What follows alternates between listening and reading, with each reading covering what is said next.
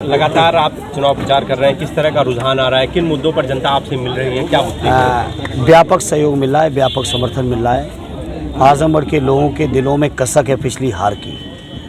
उस हार की कसक को जीत में बदलने की तमन्ना लेके लोग चुनाव लड़ा रहे हैं। और जहाँ तक मुद्दों का सवाल है, जो हमारे इंडिया गठबंधन के मुद्दे हैं, चाहे वो बेरोजगारी दूर करने के हों, महंगाई दूर करने के हों, किसानों की आमदनी 1.5 गुना करने का सवाल हो, पुरानी पेंशन बहाली का सवाल हो, अग्निवीर की योजना खत्म करने का सवाल हो, आउटसोर्सिंग और संविदा कर्मचारियों के स्थायित्व का सवाल हो, जाति जनगणना का सवाल हो, इंडिया गठबंधन के सभी मुद्दों पर व्यापक समर्थन मिल रहा है। सर, जैसा कि गुड्डू जमाली जी आपके साथ आए, तो बार बार सांसद जी कह रहे हैं कि वो जमाली केवल आए हैं, व्यक्ति विशेष आए हैं, पार्टी नहीं आई है।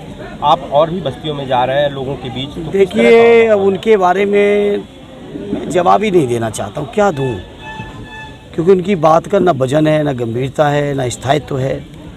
वो स्क्रिप्ट आज कुछ दी जा रही होगी, आज कुछ पढ़ रहे होंगे, दूसरे दिन दूसरी दी जाएगी, दूसरी पढ़ देंगे। केजरीवाल जी जमानत पर बाहर हैं, किस तरह से आप लोगों को फायदा हो रहा है? देखिए, केजरीवाल जी के साथ लगातार गलत करने का प्रयास किया है सरकार ने, और मुझे खुशी है कि माननीय न्यायालय ने आज उनको बाहर किया और उनके आने से इंडिया गठबंधन को एक अलग ताकत मिली है।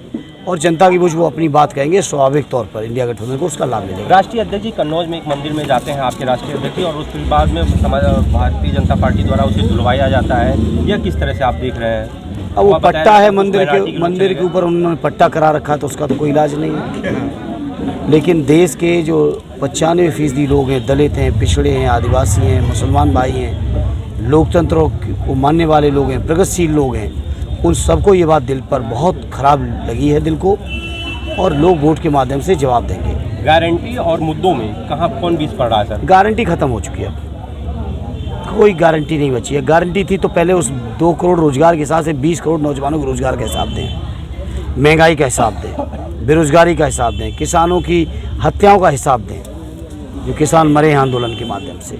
तो अब उनकी बात का ख़त्म हो गया है। ये नए नए भाषण, नए नए शब्द निकालने से जनता में अब विश्वास और भरोसा नहीं बढ़ने वाला है, क्योंकि जनता ने 10 साल पूर्ण भरोसा किया, लेकिन जनता को जितना भरोसा किया उससे कई गुना निराशा मिली है।